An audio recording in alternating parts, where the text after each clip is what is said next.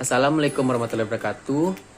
Kami dari kelompok pengantar akuntansi 2 yang beranggotakan saya sendiri Emiwan Eka Putra dan rekan saya yang bernama Siska Yulianda. Di mana dosen pengampu adalah Ibu Eva Marliana MAK yang menjadi dosen fakultas tersebut akuntansi. Kami dari Prodi Akuntansi Ekonomi Bisnis di Muhammadiyah Riau.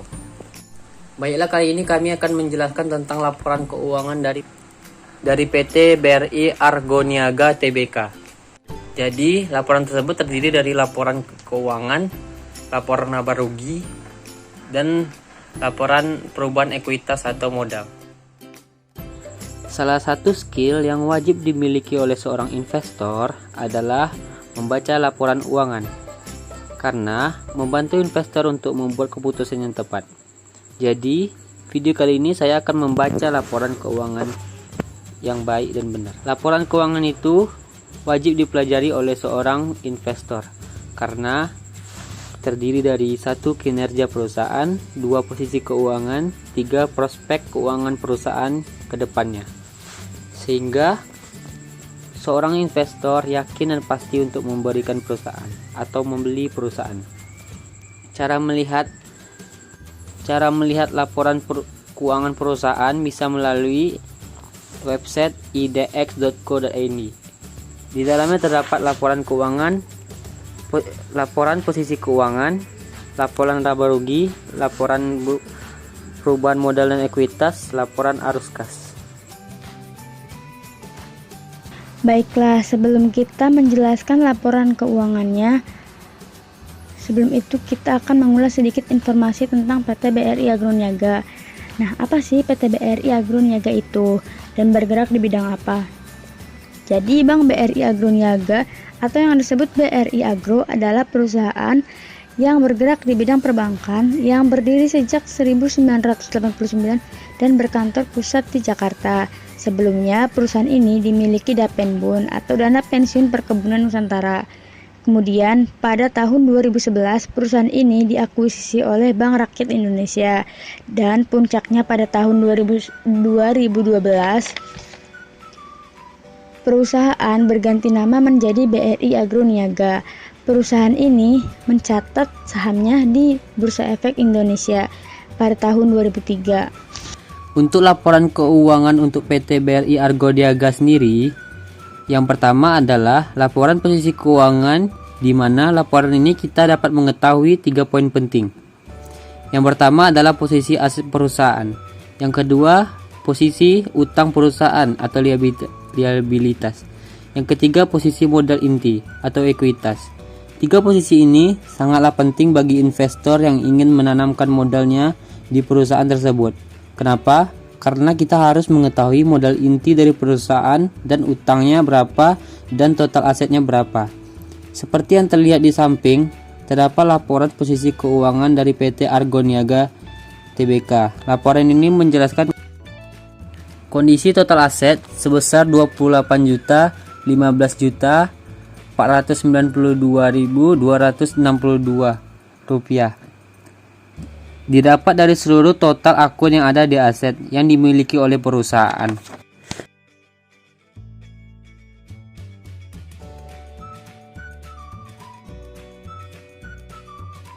Lalu total liabilitas adalah sebesar 23.802.551 rupiah, yaitu didapat dari akun liabilitas yang mana di dalamnya didapat dari simpanan nasabah giro, tabungan, deposit berjangka, liabilitas derivatif, pinjaman yang diterima, efek yang diterbitkan.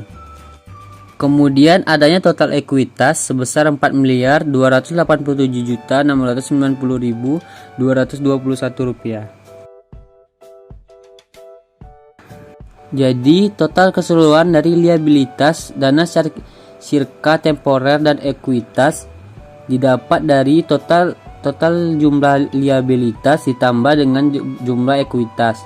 Total jumlah liabilitas adalah 23.727.802.51 rupiah. dan jumlah ekuitas adalah 4.287.690.221 rupiah. Maka perjumlahan dari jumlah ekuitas dan liabilitas adalah dapatlah 28.015.492.262 rupiah, yang mana angka ini harus sama dengan total aset pertama. Asetnya sebesar 28.492.262 rupiah. Baiklah, saya akan melanjutkan penjelasan dari rekan saya. Di sini ada laporan laba rugi. Dengan ini kita bisa melihat untung atau rugi si perusahaan tersebut. Nah, hal ini akan dilihat di bagian labanya. Apakah perusahaan ini memiliki laba yang akan terus menaik atau malah sebaliknya? Dan bisa kita lihat di sini ada laporan laba rugi dan penghasilan komprehensif lainnya yang dimiliki oleh PT Agroniaga Tbk atau PT BRI Agroniaga Tbk. Di sini ada akun pendapatan bunga pada tahun 2020 sebesar 1.931 juta sekian, dikurangi dengan beban bunga sebesar 1.306 juta sekian, lalu ditambah dengan pendapatan operasional lainnya sebesar 71.348 sekian, dikurangi dengan penyisihan kerugian penurunan nilai sebesar 322 juta sekian,